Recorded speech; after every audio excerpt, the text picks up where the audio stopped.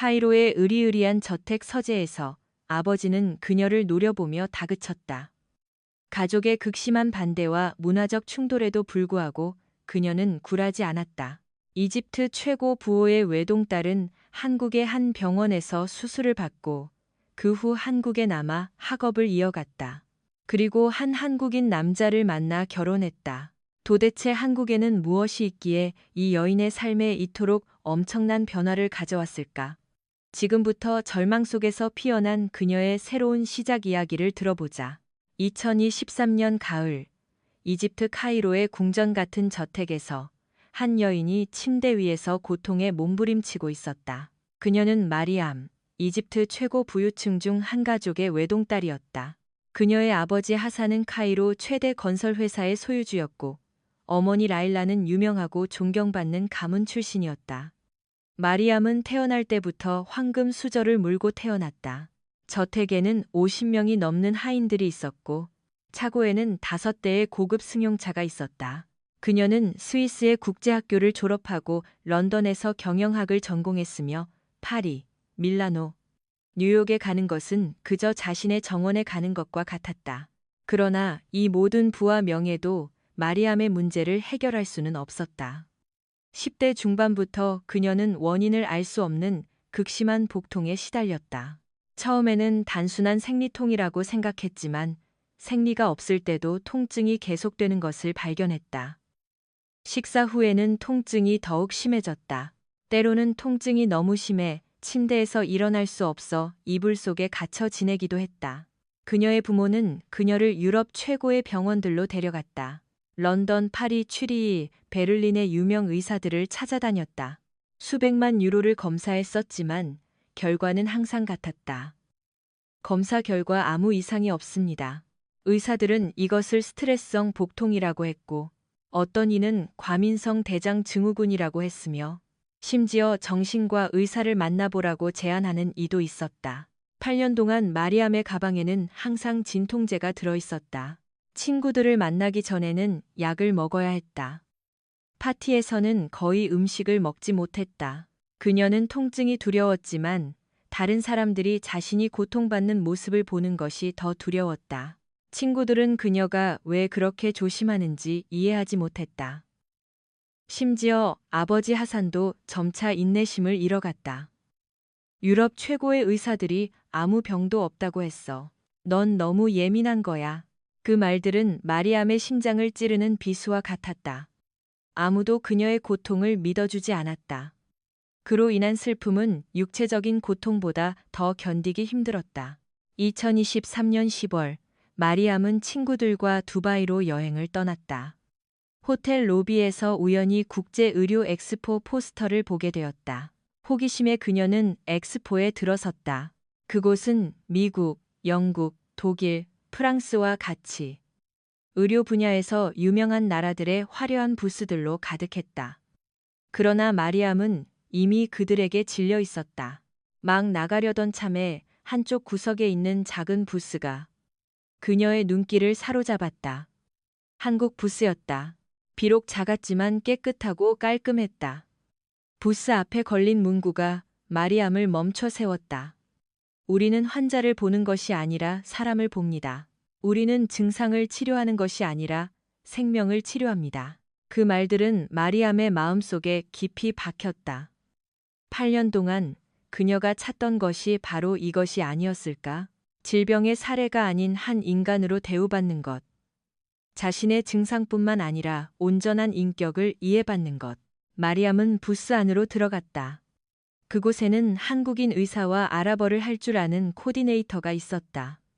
어서 오세요. 한국의 의료 서비스에 관심 있으신가요? 코디네이터가 친절하게 물었다. 한국이 간 이식 수술로 유명하다고 들었어요. 다른 분야는 어떤가요? 마리암은 솔직하게 물었다. 그녀가 한국에 대해 아는 것은 이것뿐이었다. 코디네이터는 화내지 않았다. 대신 그는 인내심을 가지고 설명했다. 많은 분들이 그렇게 생각하시죠. 하지만 한국은 모든 의료 분야에서 세계적인 수준입니다. 특히 암치료, 심장질환, 그리고 복잡한 질병 진단 분야에서 탁월합니다. 의사가 대화에 끼어들었다. 저희는 모든 환자를 소중히 여깁니다. 저희는 단순히 검사 결과만 보는 것이 아니라 각자의 이야기를 세심하게 듣습니다. 그 말에 마리암은 감동했지만 여전히 의구심이 들었다. 8년 동안 유럽 최고의 병원들을 다녔어요. 런던, 파리, 베를린. 아무도 원인을 찾지 못했어요. 한국이 정말 할 수 있을까요? 의사는 진지하게 대답했다. 제가 약속드릴 수는 없지만 저희는 문제를 바라보는 방식이 다릅니다. 저희는 서양 의학의 정밀함과 동양의 전체론적 접근 방식을 결합합니다. 무엇보다도 저희는 환자가 느끼는 고통에는 항상 이유가 있다고 믿습니다. 저희는 포기하지 않습니다. 그 말들이 마리암을 완전히 설득시켰다. 호텔로 돌아온 후 그녀는 밤새도록 생각했다. 한국은 그녀에게 낯선 곳이었다. 중동에서 한국은 의료 관광지라기보다는 전자제품과 가수들로 유명했다. 그러나 그 의사의 진지한 눈빛은 그녀의 마음속에서 떠나지 않았다. 마리암은 다시 한번 시도하기로 결심했다. 이것이 그녀의 마지막 기회였다. 다음 날, 그녀는 엑스포로 돌아가 한국 부스에서 신청서를 작성했다. 좋은 결정이십니다. 일주일 후 서울에서 뵙겠습니다. 공항에서 마중 나가 모든 절차를 도와드리겠습니다. 코디네이터가 말했다. 카이로로 돌아온 마리암은 부모에게 한국에 갈 계획을 알렸다. 어머니 라일라는 조심스럽게 동의했지만 아버지 하산은 격노했다. 한국, 미쳤구나. 거긴 의료 선진국이 아니야. 그냥 신흥공업국일 뿐이라고. 유럽 최고의 병원들이 아무것도 찾지 못했는데 한국에서 찾을 수 있을 거라고 생각하니? 아빠, 한 번만 더 기회를 주세요. 8년 동안 유럽에서 아무것도 해결되지 않았어요. 다른 방법을 시도해보는 게 뭐가 나빠요? 안 돼, 넌 그곳에서 사기당할 거야. 의료 관광은 돈벌이일 뿐이야. 외국인들을 속여서 돈을 뜯어내는 거지. 그럼 제 돈으로 갈 거예요. 아빠 돈은 필요 없어요. 돈 문제가 아니야. 내 안전과 건강이 걱정되는 거라고. 만약 그곳에서 잘못된 치료를 받아서 상태가 더 나빠지면 어쩔 거야? 그러나 마리암의 결심은 확고했다. 그녀에게는 이것이 마지막 희망이었다. 결국 마리암은 아버지 몰래 비행기 표를 예약했다. 어머니에게만 말했다. 엄마, 저 가야 해요. 왜인지는 모르겠지만 그 한국인 의사의 눈빛이 제 마음에서 떠나지 않아요. 뭔가 다를 것 같아요. 라일라는 딸의 손을 잡았다. 그래, 아빠는 내가 설득할게. 몸 조심하고 빨리 돌아와. 2023년 11월 초, 마리암은 인천국제공항에 도착했다. 비행 시간은 거의 11시간이었다. 공항은 그녀가 예상했던 것보다 훨씬 크고 현대적이었다. 깔끔하고 질서정연한 모습은 마리암에게 좋은 첫인상을 주었다. 병원 코디네이터가 그녀를 기다리고 있었다. 마리암 씨, 어서 오세요. 비행은 편안하셨나요? 그는 유창한 아랍어로 물었다. 낯선 땅에서 자신의 언어를 듣자 마리암은 안도감을 느꼈다. 서울 강남으로 가는 동안 마리암은 창밖 풍경에 감탄을 금치 못했다. 강을 가로지르는 다리들, 높이 솟은 빌딩들, 깨끗한 도로들, 모든 것이 인상적이었다. 카이로는 항상 시끄러웠지만 서울은 달랐다. 분주함 속에서도 질서가 있었다. 서울은 수백만 명이 사는 거대한 도시지만 저희 의료 시스템은 매우 발전되어 있습니다. 10분 안에 응급병원에 도착할 수 있어요. 병원들이 밀집해 있습니다. 코디네이터가 설명했다. 오후 6시, 그들은 병원에 도착했지만 병원은 여전히 분주했다.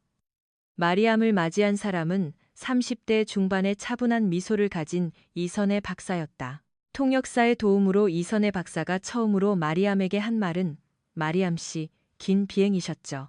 오늘 밤은 푹 쉬세요. 내일 아침에 차분히 이야기해요. 서두를 필요 없어요. 그 말은 마리암에게 큰 안도감을 주었다. 유럽의 병원에서는 항상 시간이 제한적이었다. 10분에서 20분 안에 모든 것을 말해야 했다. 그러나 이선의 박사는 충분한 시간을 내줄 준비가 되어 있었다. 다음 날 아침, 마리암은 진료실에 앉아 있었다. 이선의 박사는 그녀 맞은편에 편안하게 앉아 마리암 씨, 당신의 이야기를 듣고 싶어요. 언제부터 아팠나요? 어떤 느낌이었나요? 언제 더 심해졌나요? 천천히 이야기해 주세요. 시간은 충분합니다. 마리암은 감동했다. 의사가 자신의 모든 이야기를 들어줄 준비가 되어 있는 것은 처음이었다. 그녀는 20살 때부터 시작된 고통에 대해 이야기하기 시작했다. 처음에는 줄여서 이야기하려 했지만 이선의 박사는 계속해서 질문을 던졌고 그들의 대화는 더욱 깊어졌다. 그때 어떤 감정을 느끼셨나요? 주변 사람들은 뭐라고 했나요? 어떤 검사들을 받으셨나요? 결과를 들었을 때 어떤 기분이었나요? 질문들은 단순히 의학적인 측면뿐만 아니라 마리암의 감정, 생활 방식, 그리고 환경을 이해하려는 것이었다. 거의 2시간 동안 대화한 후 이선의 박사는 마리암이 가져온 8년 동안의 검사 기록을 검토하기 시작했다. 이선의 박사는 페이지 하나하나를 넘기며 메모를 했다. 마리암은 초조해졌다. 다시 한번 아무 이상이 없습니다라는 말을 듣게 될까봐 두려웠다. 이선의 박사가 고개를 들었다. 마리암 씨, 유럽에서 많은 검사를 받으셨지만 한 부분이 빠진 것 같습니다. 바로 생식기에 대한 상세한 검사입니다. 특히 자궁내막증 검사가 제대로 이루어지지 않은 것 같아요. 자궁내막증이요? 그게 뭐죠? 마리암이 놀라서 물었다. 이선의 박사는 차분하게 설명했다. 그것은 자궁 내부에 있어야 할 조직이 난소, 나팔관, 심지어 장 주변과 같이 자궁 밖에 자라는 질환입니다. 매달 생리할 때마다 이 조직들도 출혈을 일으켜 염증과 심한 통증을 유발합니다. 마리암 씨의 증상은 이것과 정확히 일치합니다. 마리암의 심장이 빠르게 뛰었다. 드디어 자신의 증상에 대한 가능한 설명을 듣게 된 것이다. 그날부터 검사가 시작되었다. 일주일 동안 그녀는 혈액 검사, 초음파, MRI를 받았다. 마리암은 이 과정에 익숙했지만 한국 병원에서는 차이점이 있었다. 의료 기사들은 더욱 꼼꼼했고 시간은 충분했다. 그녀의 초음파를 담당했던 초음파 기사는 30분 이상 다양한 각도에서 검사하며 여러 번 잠시만요. 이 부분을 확인해야 합니다라고 말했다. 3일 후 결과가 나왔다. 이선의 박사는 다시 마리암을 진료실로 불렀다. 그녀의 얼굴은 진지했다. 마리암 씨, 초음파와 MRI에서 의심스러운 부분이 발견되었습니다. 난소에 낭종이 있고 복막에 병변들이 있습니다. 확진을 위해서는 복강경 수술이 필요합니다. 마리암은 떨리는 목소리로 물었다. 정말요? 8년 만에 처음으로 뭔가 발견된 건가요? 복강경은 복부에 작은 구멍을 뚫고 카메라를 넣어 내부를 직접 확인하는 간단한 수술이었다. 전신 마취가 필요했고 날짜가 정해졌다. 마리암은 불안과 기대로 기다렸다. 수술 당일 마리암은 수술복을 입고 수술실로 들어섰다. 이선의 박사도 수술복을 입고 그녀를 맞이했다. 너무 걱정하지 마세요. 저희가 잘 살펴볼게요. 치료할 부분이 있으면 바로 조치하겠습니다. 마취과 의사가 주사를 놓기 시작했고 마리암은 서서히 의식을 잃었다. 그녀는 회복실에서 깨어났고 간호사가 그녀의 손을 잡고 있었다. 깨어나셨네요. 수술은 성공적으로 끝났습니다. 의사 선생님이 곧 오실 거예요. 얼마 지나지 않아 이선의 박사가 들어왔다. 희미한 의식 속에서 마리암은 의사의 표정을 보려 애썼다. 이선의 박사가 의자를 가져와 마리암 옆에 앉았다. 그녀는 속삭이듯 말했다. 마리암 씨, 저희가 찾았습니다. 그 말에 마리암은 눈물을 쏟아냈다. 8년 동안 유럽 최고의 병원에서도 찾지 못했던 병이 한국에서 드디어 발견된 것이다. 이선의 박사는 계속해서 설명했다. 자궁내막증이 확실하고 상태가 많이 진행되었습니다. 난소에 큰 낭종이 있었고 복막 특히 장 주변에 병변들이 퍼져 있었습니다. 심한 유착이 있었습니다. 그래서 식사할 때마다 복통이 그렇게 심하셨던 거군요. 마리암은 떨리는 목소리로 물었다. 정말요? 그럼 식사 후에 더 아팠던 게 그래서였군요? 네. 장이 움직일 때마다 유착된 부위가 당겨지면서 통증을 유발합니다. 오늘 수술하면서 제거할 수 있는 것들은 제거했습니다. 큰 낭종과 눈에 띄는 병변들도 제거했습니다. 그 후에는 호르몬 치료를 병행하면 훨씬 나아지실 겁니다. 마리암은 울면서 물었다. 왜 유럽 병원에서는 이걸 찾지 못했죠? 돈을 그렇게 많이 썼는데. 이선혜 박사는 조심스럽게 대답했다. 자궁내막증은 일반적인 검사로는 진단하기 어렵습니다. 특히 복막과 장에 퍼진 경우에는 더욱 그렇습니다. 직접 확인하고 확진하려면 복강경이 필요합니다. 아마 그들은 당신의 증상을 그렇게 심각하게 보지 않았을 수도 있습니다. 마리암은 아버지의 말을 떠올리며 조심스럽게 비용에 대해 물었다. 아버지는 돈을 대주지 않겠다고 했다. 이선혜 박사는 서류를 확인했다. 검사와 수술 비용은 약 25만 원 정도입니다. 마리암은 믿을 수 없었다. 25만 원? 이것은 약 0파운드에 해당했다. 유럽에서 비슷한 검사와 수술은 최소 4만 파운드, 거의 10배에 달하는 비용이 들었다. 정말 그게 다인가요? 마리암이 다시 확인했다. 이선혜 박사가 미소 지었다. 네. 병원비도 포함된 가격입니다. 한국의 의료 서비스 가격은 매우 합리적입니다. 저희의 목표는 환자를 치료하는 것이지 돈을 버는 것이 아닙니다. 그 말에 마리암은 다시 눈물을 흘렸다. 이것이 진정한 의료였다. 이것이 진정한 의사였다. 회복실에서 마리암은 개인 병실로 옮겨졌다. 처음으로 그녀는 평화를 느꼈다. 수술 부위는 아팠지만 수년 동안 그녀를 괴롭혔던 복통은 사라졌다. 정말로 사라졌다. 마리암은 자신의 배를 만졌다. 믿을 수 없었다. 8년 만에 처음으로 통증 없이 누워 있었다. 그녀 옆 침대에는 한국인 환자가 있었다. 그녀와 같은 질환으로 수술받은 60대 여성이었다. 그 여인의 딸이 문병 왔을 때 마리암에게 인사를 건넸다. 외국인이시네요? 멀리서 오신 것 같은데. 그녀는 영어로 물었다. 마리암은 고개를 끄덕였다. 네, 이집트에서 왔어요. 딸은 놀랐다. 와, 이집트라니 정말 멀리서 오셨네요. 저희 병원이 그렇게 유명한가요? 마리암은 진심으로 대답했다. 유명한 정도가 아니에요. 제 목숨을 구해줬어요. 유럽 최고의 병원에서도 찾지 못했던 병을 이곳에서 찾았어요. 옆 침대 환자가 말했다. 저희에게는 평범한 일들이 외국인에게는 특별하게 느껴지나 봐요. 마리암은 고개를 끄덕였다. 아마 한국인들은 자신들이 얼마나 훌륭한 의료 시스템을 가지고 있는지 모를 거예요. 정말 놀라워요.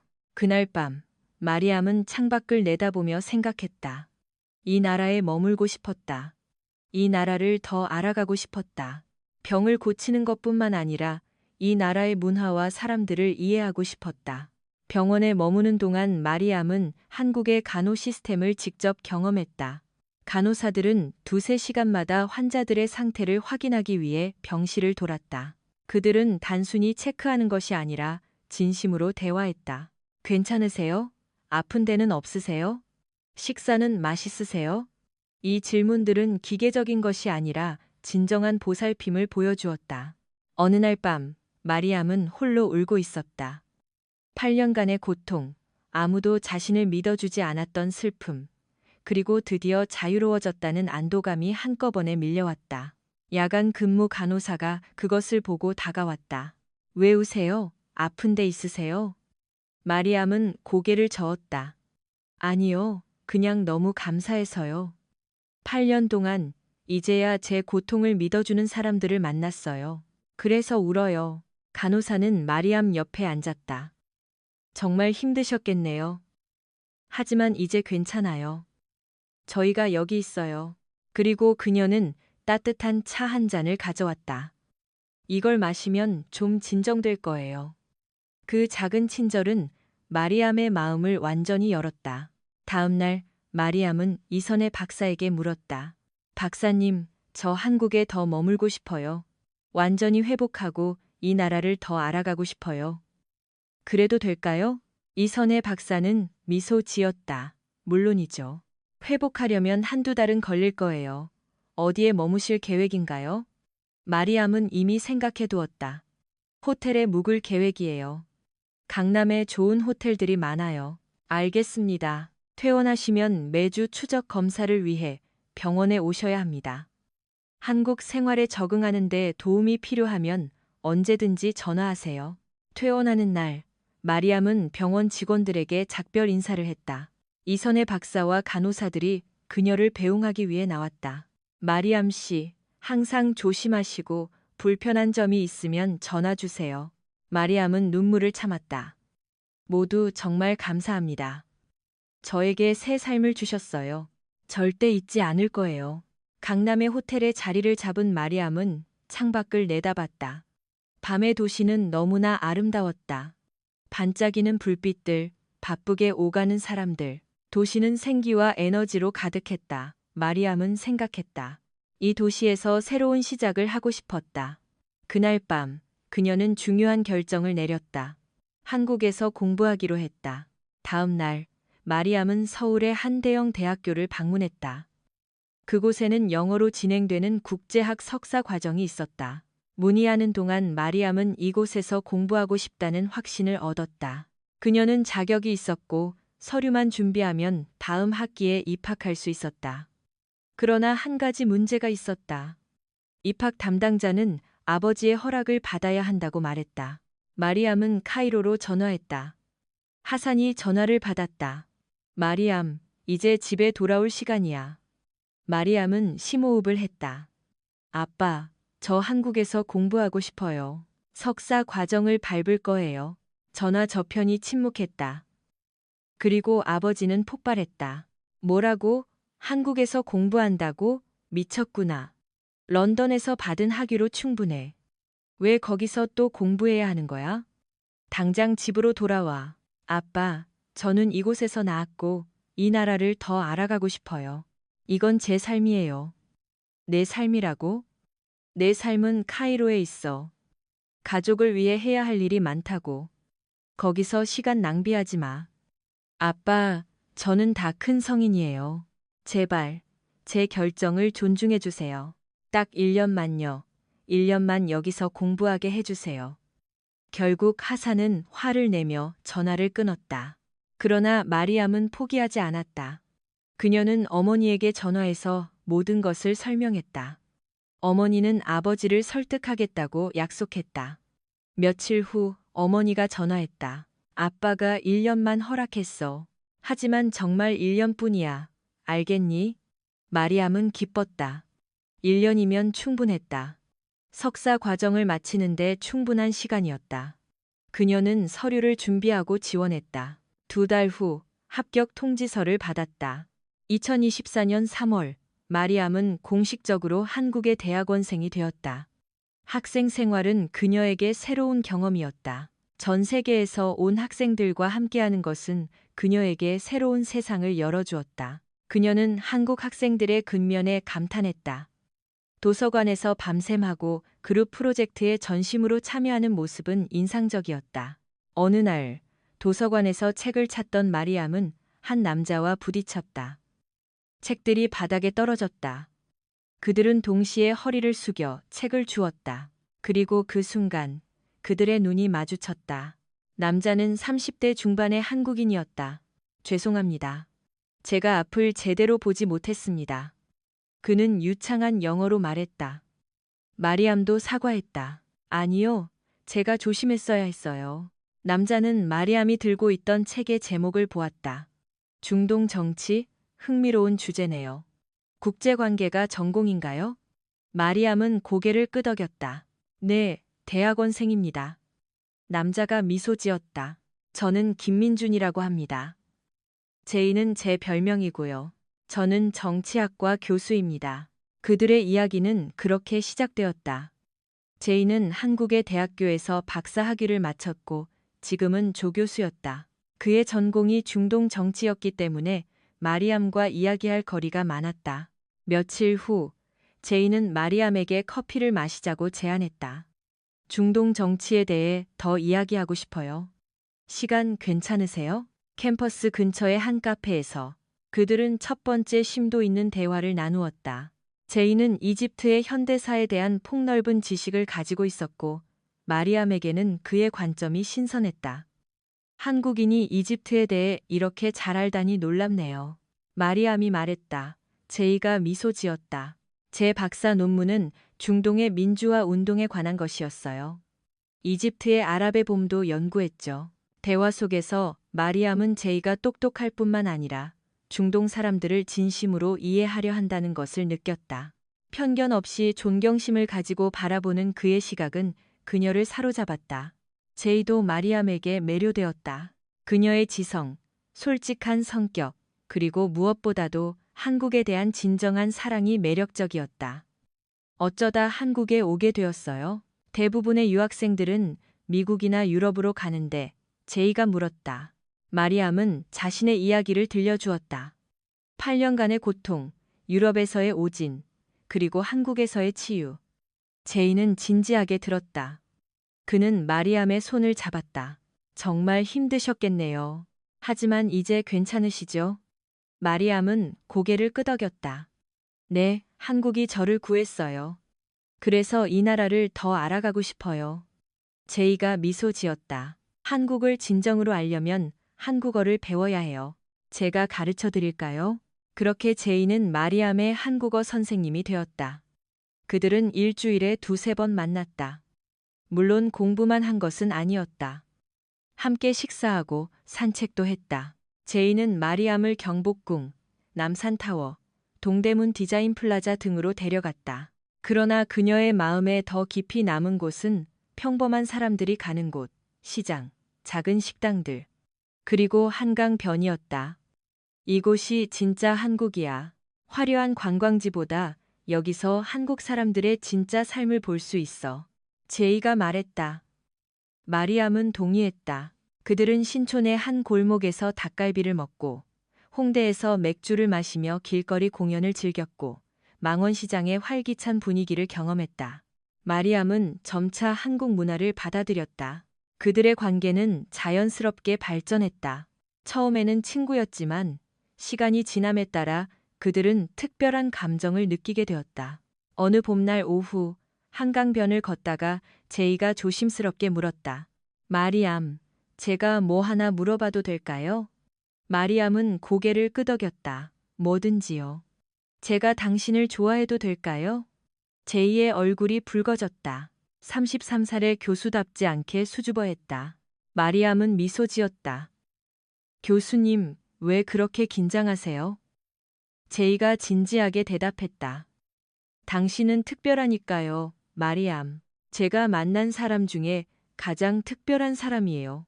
마리암의 심장이 빠르게 뛰었다. 솔직히 그녀도 제이를 좋아하고 있었다. 그러나 걱정스러운 점이 많았다. 다른 문화, 다른 종교, 그리고 무엇보다도 아버지는 절대 허락하지 않을 것이 분명했다. 그러나 그 순간 마리암은 결심했다. 단 한 번만이라도 자신의 마음에 따르기로 했다. 네, 좋아요. 마리암의 대답을 듣자 제이의 얼굴이 환해졌다. 그날 밤 그들은 손을 잡고 강변을 걸었다. 바람에 나뭇잎들이 춤추고 강물은 반짝였다. 마리암은 생각했다. 이것이 사랑일까? 그녀의 마음속에서 느껴지는 따뜻함. 그러나 행복한 시간은 오래가지 않았다. 한 달 후 카이로에서 어머니가 전화했다. 마리암, 아빠가 내 사진을 봤어. 남자랑 손잡고 있는 사진 말이야. 마리암은 초조해졌다. 누군가 사진을 찍어 아버지에게 보낸 것 같았다. 카이로에 있는 지인이 서울에도 있었던 것이다. 엄마, 마리암이 설명하려 했지만 어머니가 먼저 말을 꺼냈다. 아빠가 당장 집으로 돌아오래. 안 그러면 생활비를 끊겠다고 하셨어. 마리암은 자신의 돈이 있었지만 아버지가 그렇게까지 할 줄은 몰랐다. 엄마, 저는 제가 사랑하는 사람을 찾았어요. 정말 좋은 사람이에요. 어머니는 한숨을 쉬었다. 알아, 얘야. 하지만 우리 집안이 어떤지 알잖아. 네가 결혼할 남자는 이미 정해져 있었어. 카이로의 유명 가문 아들이야. 아빠랑 오래전에 약속한 거였어. 마리암은 충격을 받았다. 자신도 모르는 사이에 이미 약혼자가 있었다니. 싫어요. 저는 제가 사랑하는 사람과 결혼하고 싶어요. 마리암이 단호하게 말했다. 어머니는 망설이며 대답했다. 마리암, 네가 그 한국인과 결혼하면 어떻게 살 거야? 이집트에는 다시 돌아올 수 없어. 우리 가족은 널 버릴 거야. 정말 그걸 원하니? 마리암은 대답할 수 없었다. 솔직히 그녀는 그렇게 깊이 생각해 본 적이 없었다. 제이와 결혼한다는 것이 무엇을 의미하는지, 어떤 구체적인 일들이 일어날지, 그녀는 아직 생각해 보지 않았다. 전화를 끊은 후 마리암은 한참을 울었다. 왜 이렇게 어려운 걸까? 그녀는 그저 자신이 사랑하는 사람과 함께하고 싶을 뿐이었다. 왜 이렇게 복잡해야 하는 걸까? 제이에게 말해야 할까? 그를 걱정하게 하고 싶지 않았지만 숨길 수 없다는 것을 알았다. 다음 날, 그녀는 모든 것을 이야기했다. 아버지의 반대, 정략 결혼, 제이는 조용히 들었다. 그리고는 마리암의 손을 잡았다. 마리암, 당신을 정말 사랑하지만 당신이 가족을 잃는 것을 원치 않아요. 신중하게 생각해 보세요. 저는 기다릴게요. 제이의 성숙함에 마리암은 더욱 울었다. 이렇게 좋은 사람을 만났는데 왜 이렇게 복잡해야 하는 걸까? 그날 밤, 마리암은 잠을 이룰 수 없었다. 아버지를 따라야 할까? 아니면 자신의 마음에 따라야 할까? 이집트로 돌아가 알지도 못하는 남자와 결혼할까? 아니면 제이와 함께 한국에 남을까? 이것은 그녀의 삶에서 가장 어려운 결정이었다. 일주일 동안 마리암은 잠도 제대로 못 자고 거의 먹지도 못했다. 제이는 매일 그녀를 걱정스럽게 바라보았지만 재촉하지 않았다. 그는 마리암에게 결정할 시간을 주었다. 어느 날, 마리암은 이선의 박사를 찾아갔다. 정기검진이 있었지만 사실은 조언을 구하고 싶었다. 진료 후 마리암은 자신의 상황을 이야기했다. 이선의 박사는 조용히 들었다. 그리고는 말했다. 마리암 씨, 제가 조언을 해드리기는 어렵습니다. 그것은 당신의 삶이니까요. 하지만 한 가지는 말씀드릴 수 있습니다. 당신은 한번 자신의 몸이 보내는 신호를 무시해서 고통받았습니다. 이번에는 당신의 마음이 보내는 신호를 무시하지 않기를 바랍니다. 그 말들은 마리암의 마음속에 깊이 박혔다. 맞았다. 8년 동안 그녀의 몸은 고통의 신호를 보냈지만 아무도 믿어주지 않았다. 이제 그녀의 마음이 신호를 보내고 있었다. 그녀는 제이를 사랑했다. 그와 함께하고 싶었다. 또다시 그것을 무시할 것인가? 마리암은 결심했다. 그녀는 아버지와 직접 이야기하기로 했다. 카이로로 돌아가 아버지를 설득할 생각이었다. 그녀가 제이에게 이 사실을 말하자 제이는 함께 가겠다고 했다. 당신 혼자 그곳에 가는 것을 원치 않아요. 제가 가서 정식으로 인사를 드릴게요. 처음에는 마리암이 반대했다. 아버지가 제이를 보면 더욱 화를 낼지도 모른다고 생각했다. 그러나 제이는 고집을 부렸다. 도망치듯이 할 수는 없어요. 제가 가서 정식으로 인사드리고 허락을 구하는 게 맞아요. 제이의 단호함에 마리암도 결국 동의했다. 2024년 6월, 그들은 함께 카이로로 비행했다. 공항에는 어머니만 마중 나왔다. 아버지는 화가 나서 오지 않았다. 어머니는 제이를 보자마자 놀랐다. 어머, 정말 잘생기고 예의 바르게 생겼네. 제이가 공손하게 인사했다. 안녕하세요. 저는 김민준입니다. 따님을 정말 사랑합니다.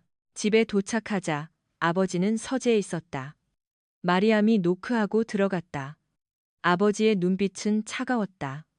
혼자 온 게 아니었군. 마리암은 용기를 내어 말했다. 아빠, 제가 사랑하는 사람을 소개해드리고 싶어. 제이가 들어와 깊이 고개를 숙였다. 처음 뵙겠습니다. 저는 김민준입니다. 아버지는 그를 위아래로 훑어보았다. 교수라고 들었다. 대학교 교수라지. 네. 정치학을 가르치고 있습니다. 제이가 대답했다. 아버지는 비웃듯이 말했다. 교수 월급이 얼마나 되지? 내 딸은 카이로 최고 부잣집 딸이야. 네가 감히 내 딸을 먹여 살릴 수 있겠어? 제이는 침착하게 대답했다. 지금 누리고 있는 삶을 돈으로 다 줄 수는 없을 겁니다. 하지만 사랑과 존경으로 행복하게 해줄 수 있다고 자신합니다. 아버지는 코웃음을 쳤다. 사랑? 그게 밥 먹여주나? 현실을 직시해라, 젊은이. 마리암이 끼어들었다. 아빠, 제가 선택하는 건 사람이잖아요. 돈이 아니라요. 8년 동안 제가 고통받을 때 아빠는 절 믿어주지 않았어요. 하지만 한국 사람들은 절 믿어줬어요. 제이는 저를 있는 그대로 사랑해줬고요. 그게 더 중요한 거 아닌가요?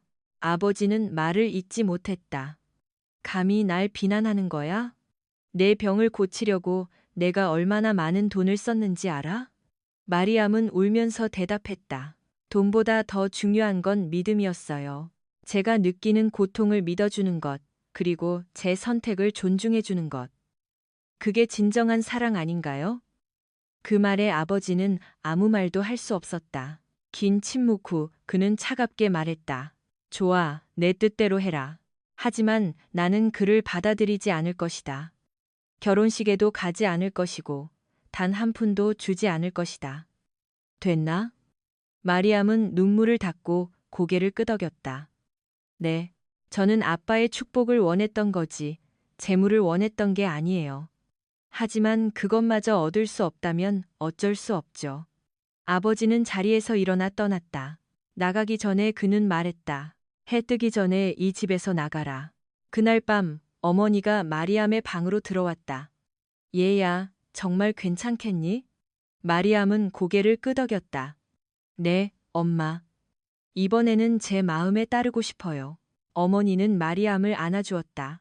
엄마는 항상 네 편이야. 아빠도 언젠가는 널 이해할 거야. 그냥 기다려보자. 다음 날 아침, 마리암과 제이는 짐을 쌌다. 문 앞에서 어머니가 작은 상자를 건넸다. 이건 내가 결혼할 때 받은 거야. 너에게 주고 싶었어. 마리암이 상자를 열었다. 안에는 아름다운 다이아몬드 목걸이가 있었다. 엄마. 그녀는 어머니를 안았다. 어머니는 딸의 손을 꽉 잡았다. 행복하게 살아, 얘야. 서울로 돌아오자 마리암은 홀가분한 기분이었다. 그러나 동시에 슬픔도 있었다. 아버지와의 관계가 단절된 것 같았다. 그것은 고통스러웠지만 동시에 그녀는 자유로워졌다. 처음으로 그녀는 자신의 길을 선택했다. 제이가 그녀를 위로했다. 모든 것이 잘 될 거야. 우리가 얼마나 행복한지 보여주면 아버님도 마음을 바꾸실 거야. 그들은 결혼 준비를 시작했다. 그러나 한 가지 문제가 있었다. 제이의 부모님이 아직 마리암을 만나지 못했다.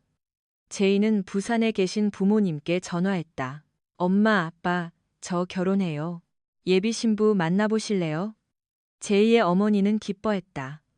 정말이니, 아들아? 어떤 여자애니? 빨리 우리 예쁜 며느리 보고 싶구나. 그들은 다음 주말에 만나기로 했다. 제이의 부모님은 부산에 살고 있었다. 아버지는 은퇴한 교사였고 어머니는 평범한 주부였다. 전형적인 중산층 가정이었다. 마리암은 긴장했다. 외국인 며느리를 받아들여 줄까? 부산으로 가는 비행기 안에서 제이는 마리암의 손을 꽉 잡았다. 걱정하지 마. 우리 부모님은 좋은 분들이셔. 김해 국제공항에는 제이의 부모님이 기다리고 있었다. 어머니는 마리암을 보자마자 미소 지었다. 어머, 정말 예쁘다. 우리 제이가 눈이 높았던 이유가 있었네. 제이의 집은 아파트였다. 크지는 않았지만 아늑했다. 식탁은 어머니가 준비한 맛있는 음식들로 가득했다. 외국인이라고 해서 뭐를 좋아할지 몰라서 여러 가지 해봤다. 마음에 안 들면 말해라. 어머니의 친절에 마리암은 감동했다. 식사하는 동안 제이의 아버지가 물었다. 마리암 씨, 우리 제이랑 어떻게 만나게 되었어요? 마리암은 도서관에서 부딪힌 일부터 자신의 병, 그리고 한국에 오게 된 이유까지 모든 것을 이야기했다.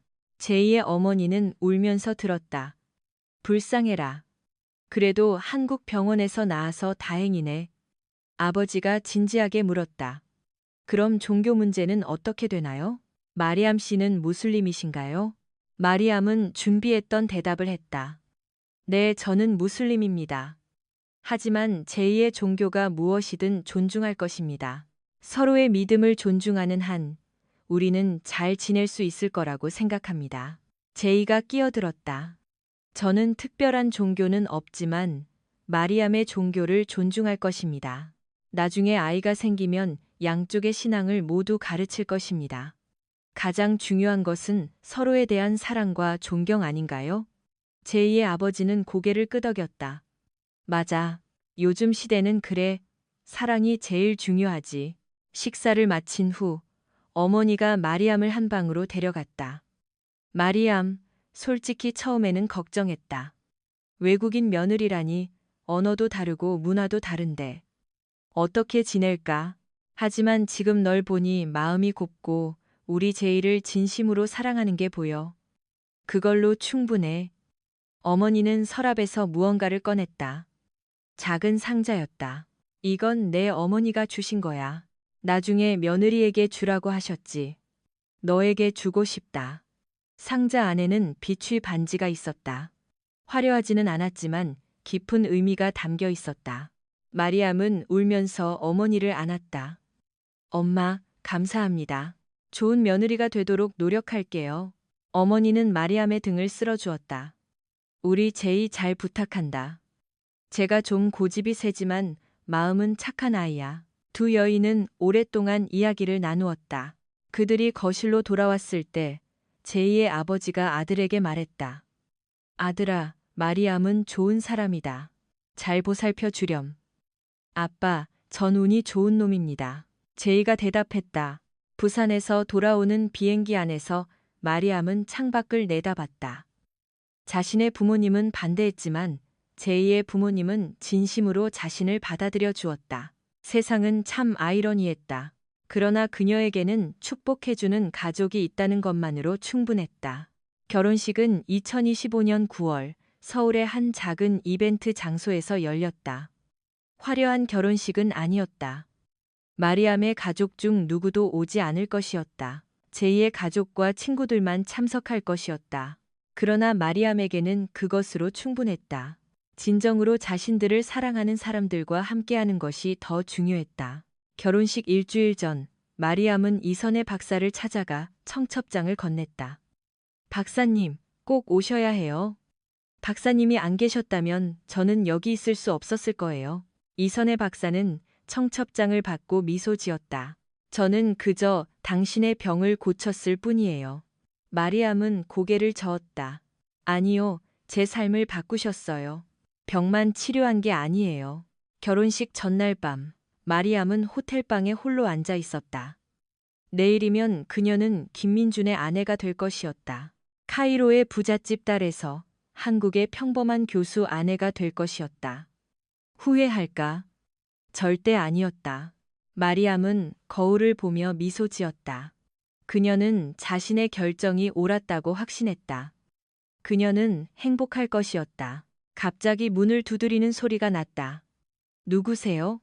그녀가 문을 열자 그곳에는 어머니가 서 있었다. 엄마! 마리암은 놀라며 어머니를 안았다. 어떻게 오셨어요? 어머니는 울면서 대답했다. 내 딸이 결혼하는데 어떻게 안 와? 아빠 몰래 도망쳐 나왔어.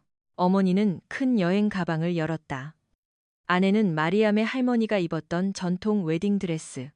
이집트의 아름다운 전통 의상이 들어있었다. 이걸 내 결혼식에 입으렴. 내 뿌리를 잊지 마. 마리암은 울면서 어머니를 안았다. 엄마, 고맙습니다. 정말 고맙습니다. 2025년 9월 15일, 마리암의 결혼식 날이 밝았다. 이벤트 장소는 크지 않았지만 따뜻함과 사랑으로 가득했다. 하객들이 하나둘씩 도착했다. 제이의 가족들, 친구들, 대학교 동료들, 그리고 마리암의 대학원 친구들. 이선의 박사와 그녀를 돌보았던 몇몇 간호사들도 왔다. 가장 큰 놀라움은 식이 시작하기 직전에 찾아왔다. 예식장 문이 열리고 한 남자가 들어섰다. 마리암의 아버지, 하산이었다. 마리암은 믿을 수 없다는 듯 아버지를 바라봤다. 그의 얼굴은 진지했다. 내 딸이 결혼하는데 아버지가 빠질 수는 없지. 그의 옆에는 어머니가 미소 지으며 서 있었다. 어머니가 어젯밤 아버지를 설득한 것 같았다. 여보, 우리 딸이 평생 우리를 미워하게 할 건가요? 가서 축복해줘요. 그게 부모가 해야 할 일이에요. 밤새도록 설득했고 결국 아버지는 동의했다. 하산은 제이를 향했다. 제이는 긴장하며 고개를 숙였다. 어르신 와주셔서 감사합니다. 하산은 제이를 위아래로 훑어보고는 굳은 목소리로 말했다. 만약 내 딸을 울리면 용서하지 않을 것이다. 평생 행복하게 해줘야 해. 제이는 진지하게 대답했다. 최선을 다하겠습니다. 하산은 잠시 제이를 노려보았다. 그리고는 손을 내밀었다. 기대하마. 그 악수는 마리암을 울게 했다. 완전한 용서는 아니었지만 그래도 어느 정도의 받아들임이었다. 결혼식이 시작되었다. 마리암은 어머니가 준 이집트 전통 의상을 입었다. 하얀 웨딩드레스도 아름다웠지만 마리암은 자신의 뿌리를 보여주고 싶었다. 금색과 초록색이 어우러진 드레스는 화려하고 우아했다. 하객들은 감탄했다. 아버지는 마리암의 팔짱을 끼고 버진로드로 걸어갔다. 걷는 동안 아버지는 속삭였다. 마리암, 그저 행복하기만 하면 돼. 아빠를 용서해라. 마리암은 눈물을 참으며 고개를 끄덕였다. 고맙습니다, 아빠. 그들이 제이에게 다다랐을 때 하산은 마리암의 손을 제이의 손에 얹었다. 잘 부탁한다. 제이는 깊이 고개를 숙였다. 감사합니다. 평생 행복하게 해주겠습니다. 결혼식 내내 마리암은 눈물을 멈추지 않았다. 행복의 눈물이었다. 주례를 맡은 교수가 말했다. 오늘 우리는 두 사람의 결혼뿐만 아니라 두 문화의 만남을 목격하고 있습니다. 이집트와 한국, 중동과 동아시아, 이슬람과 사랑. 서로 다른 세상에서 온 두 사람이 사랑으로 하나가 되었습니다. 이것이 진정한 세계화의 정신입니다. 식이 끝난 후 반지를 교환했다. 마리암이 제이의 손가락에 반지를 끼워주자 그의 손이 떨렸다. 긴장했나요? 마리암은 웃으며 제이의 손을 잡았다. 제이도 마리암의 손가락에 반지를 끼워주었다. 그리고 그들은 키스했다. 피로연이 시작되었다. 하객들이 줄을 서서 그들을 축하했다. 이선의 박사가 다가와 마리암을 안아주었다. 축하해요, 마리암. 정말 아름답네요. 박사님, 이 모든 것이 박사님 덕분이에요. 박사님이 절 치료해 주셨기 때문에 제가 여기까지 올 수 있었어요. 마리암이 대답했다. 이선의 박사는 미소 지었다. 저는 그저 당신의 몸을 고쳤을 뿐이에요. 당신의 삶을 바꾼 것은 당신 자신입니다. 간호사들도 축하 인사를 건넸다. 병원에 계실 때는 그렇게 힘들어 하셨는데 지금 이렇게 행복한 모습을 보니 감동적이네요. 마리암은 간호사들의 손을 잡았다. 여러분은 저를 환자가 아니라 사람으로 대해주셨어요. 저에게는 어떤 수술보다 더 큰 치료였습니다. 제이의 부모님도 매우 기뻐했다. 어머니는 눈물을 멈추지 않았고 아버지는 제이의 어깨를 두드렸다. 잘했다, 아들아. 좋은 사람을 만났구나. 아빠, 전 운이 좋은 놈입니다. 제이가 대답했다. 피로연이 끝난 후 하객들이 하나둘씩 떠났다. 남은 것은 두 가족이었다. 하산과 라일라, 그리고 제이의 부모님, 네 사람이 앉아 있었다. 약간 어색했다. 문화도 다르고 언어도 달랐다. 그러나 자식들을 향한 사랑은 같았다. 제이의 어머니가 먼저 입을 열었다. 저희 제이 잘 부탁드립니다. 따님은 정말 좋은 분이세요. 통역사의 도움으로 라일라가 대답했다. 김민준 씨도 정말 좋은 분 같아요. 우리 딸이 행복할 것 같습니다. 이제 마음이 놓입니다. 두 어머니는 손을 잡았다. 하산도 어쩔 수 없이 인정했다. 김민준 씨, 저는 아직도 반대합니다. 제 딸이 걱정되기 때문입니다. 하지만 오늘 당신을 보니 믿을 수 있는 사람이라고 생각합니다. 제 딸을 잘 부탁합니다. 제이는 깊이 고개를 숙였다. 정말 감사합니다. 마리암을 평생 행복하게 해주겠습니다. 결혼 후 마리암과 제이는 서울의 작은 아파트에서 새로운 삶을 시작했다. 마리암의 저택에 비하면 턱없이 작았지만 마리암은 행복했다. 그들의 공간, 사랑으로 가득 찬 공간이었다. 주말마다 그들은 함께 시장을 보고 요리했다. 마리암은 학업을 계속했고 제이는 대학교에서 강의했다. 평범한 삶. 그러나 마리암에게 이 평범한 삶은 기적이었다. 통증 없이 하루를 보내는 것, 사랑하는 사람과 함께하는 것, 모든 것이 축복이었다. 어느 날 마리암은 중동 여성들을 위한 NGO로부터 메시지를 받았다. 저희가 당신의 이야기를 들었습니다. 중동 여성 건강 프로젝트에 참여하실 의향이 있으신가요? 마리암은 즉시 동의했다. 이것은 자신이 받은 축복을 나눌 기회였다. 이 프로젝트는 중동 여성들에게 한국의 의료 서비스를 소개하고 여성 질환에 대한 인식을 높이는 것을 목표로 했다. 마리암은 자신의 경험을 담은 비디오를 만들었다. 아랍어로 제작된 이 비디오는 중동에서 바이럴이 되었다. 많은 여성들이 마리암에게 연락했다. 저도 이런 증상이 있어요. 어떻게 해야 하나요?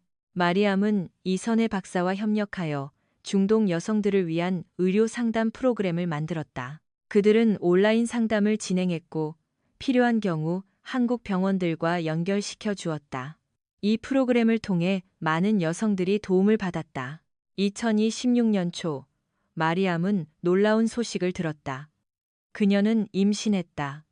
의사는 자궁 내막증 수술 후 임신하기 쉽지 않다고 했지만 그녀의 회복은 좋았다. 축하해요. 마리암은 울면서 제이에게 전화했다. 여보, 우리 아기 생겼어요. 제이는 수업 중이었지만 기쁨에 소리쳤다. 학생들은 무슨 일이냐고 물었다. 제이는 미소 지었다. 아빠가 될 것 같아요. 학생들은 박수를 쳤다. 양쪽 가족 모두 그 소식에 기뻐했다. 하산도 카이로에서 전화했다. 얘야, 축하한다. 내가 할아버지가 된다니. 마리암은 아버지의 목소리가 부드러워진 것에 믿을 수 없었다. 시간이 지남에 따라 그는 점차 마음을 열고 있었다. 제이의 부모님은 마리암을 돌보기 위해 서울로 올라왔다. 어머니는 임산부를 위한 음식을 요리했고 아버지는 아기 용품을 샀다. 마리암은 그들의 보살핌에 감사했다. 자신의 부모님은 멀리 있었지만 시부모님은 친부모님처럼 그녀를 돌봐주었다. 임신 중에도 마리암은 자신의 옹호 활동을 멈추지 않았다. 그녀는 중동 여성 건강 캠페인을 계속했고 온라인 강의를 진행했다. 저는 한국 의료의 도움으로 임신할 수 있었습니다. 여러분도 올바른 치료를 받으면 건강한 삶을 가질 수 있습니다. 마리암의 메시지는 많은 여성들에게 희망을 주었다. 2016년 9월, 마리암은 건강한 아들을 낳았다. 아버지를 닮아 검은 머리와 둥근 눈을 가지고 있었다. 그의 이름은 김카림이었다. 카림은 아랍어로 고귀한이라는 뜻이고 김은 아버지의 성이었다. 두 문화를 반영하는 이름이었다. 2027년 2월, 마리암의 삶은 완전히 바뀌었다. 카이로의 부잣집 딸에서 서울의 평범한 주부이자 어머니가 되었다. 그러나 마리암에게 이 평범한 삶은 행복했다. 사랑하는 남편, 건강한 아들, 그리고 통증 없는 매일. 이것이 마리암이 꿈꾸던 삶이었다. 석사 과정을 마친 후 마리암은 중동과 한국을 연결하는 문화교류 단체에서 일했다. 그녀의 주요 업무는 중동 여성들의 의료 관광을 돕고 여성 건강 캠페인을 홍보하는 것이었다. 마리암의 이야기는 중동에서 유명해졌고 많은 언론들이 인터뷰를 요청했다. 어느 날 아랍 TV 방송국에서 그녀에 대한 다큐멘터리를 제작하겠다고 제안했다. 제목은 한국에서 새 삶을 찾은 이집트 여성이었다. 고민 끝에 마리암은 동의했다. 자신의 경험이 더 많은 사람들에게 도움이 될 수 있다면 기꺼이 공유할 것이었다. 제작진은 서울에 도착하여 일주일 동안 마리암의 일상을 촬영했다. 가족과 함께 아침 식사를 하고 병원 검진을 받고 중동 여성들과 온라인 상담을 하고 밤에는 제이와 카림과 함께하는 평범하지만 행복한 삶. 인터뷰에서 마리암은 솔직하게 말했다. 저는 8년 동안 고통받았습니다. 부유했고 유럽 최고의 병원들을 다녔지만 아무도 제 병을 찾지 못했습니다. 그러나 한국은 달랐습니다. 이곳에서는 환자를 숫자가 아니라 사람으로 봅니다. 그것이 가장 큰 차이였습니다. 그리고 이곳 한국에서 저는 사랑을 찾았습니다. 제 남편 제이는 제가 고통받는 동안 제 곁에 있어 주었습니다. 저는 배웠습니다. 부유하지 않더라도, 같은 문화 출신이 아니더라도 진정으로 서로를 사랑한다면 행복할 수 있다는 것을요. 마리암은 눈물을 글썽이며 말했다. 한국은 저에게 육체적인 건강, 마음의 평화, 그리고 사랑을 주었습니다. 저에게 모든 것을 주었습니다. 다큐멘터리는 성공적이었다. 중동에서 한국에 대한 관심이 높아졌고, 특히 많은 여성들이 한국의 의료 서비스에 대해 문의했다. 마리암은 바빴지만 동시에 성취감을 느꼈다. 자신이 돕는 고통받는 여성들 한 명 한 명에게서 행복을 느꼈다. 한국 정부도 그녀의 활동을 인정했다. 2027년 가을, 마리암은 한국 의료 및 문화 교류 대사로 임명되었다. 시상식에서 마리암은 짧은 한국어 연설을 했다. 감사합니다. 한국은 저의 제2의 고향입니다. 저는 한국과 중동을 잇는 다리가 되기 위해 계속 노력할 것입니다. 제이는 항상 마리암을 지지했다. 당신이 자랑스러워. 그렇게 고통받았지만 당신의 경험을 다른 사람들을 돕는 데 사용했잖아. 제가 할 수 있었던 건 당신 덕분이에요. 당신이 저를 믿어줬으니까요. 마리암이 대답했다. 어느 주말 마리암과 제이는 카림을 데리고 한강변으로 산책을 나갔다. 카림은 이빨이 나기 시작했다. 제이가 카림을 안고 말했다. 우리 카림은 두 문화의 가장 좋은 점들을 물려받을 거야. 이집트의 역사와 위엄, 그리고 한국의 친절함과 창의성, 훌륭한 사람이 될 거야. 마리암은 남편의 팔에 기댔다. 가장 중요한 건 사랑하는 법을 배울 거야. 다른 것들을 존중하고 사랑하는 법을 배울 거야. 가족은 강변을 따라 천천히 걸었다. 해질녘은 너무나 아름다웠다. 한강은 조용했다. 그날 밤, 집에 돌아온 마리암은 일기에 글을 썼다. 2023년 11월 23일, 나는 절망을 안고 한국에 왔다. 마지막 기회를 찾고 있었다. 한국은 나에게 몸의 치유뿐만 아니라 새로운 삶, 사랑, 가족, 그리고 희망을 주었다.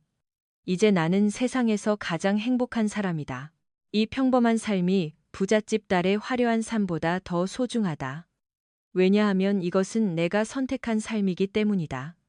사랑으로 가득 찬 삶. 한국에 온 것은 내 인생 최고의 결정이었다. 마리암은 일기를 덮고 창밖을 내다봤다. 서울의 불빛들이 반짝였다. 이 도시 어딘가에 분명 자신처럼 고통받고 절망하는 사람들이 있을 것이다. 마리암은 그들에게 희망을 주는 사람이 되기로 결심했다. 제이가 카림의 방에서 들어왔다. 무슨 생각해? 마리암은 미소 지었다. 우리가 얼마나 행운인지 생각하고 있었어요. 그리고 이 축복을 나누기로 결심했어요. 제이가 마리암의 손을 잡았다. 우리 함께해요. 우리 둘이. 아니, 이제 우리 셋이서 함께 많은 좋은 일들을 할 거예요. 마리암은 남편의 손을 꽉 잡았다.